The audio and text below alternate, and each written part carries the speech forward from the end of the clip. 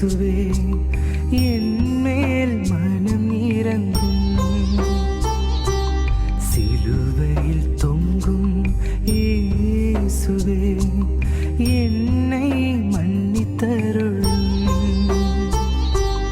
உன் பார்வையில் தீயன செய்தேன், உமக்கெதிராக பாவம் செய்தேன்.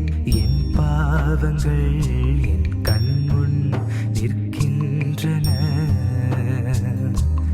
இன்று என் குற்றங்களை நான் உணர்கின்றேன்.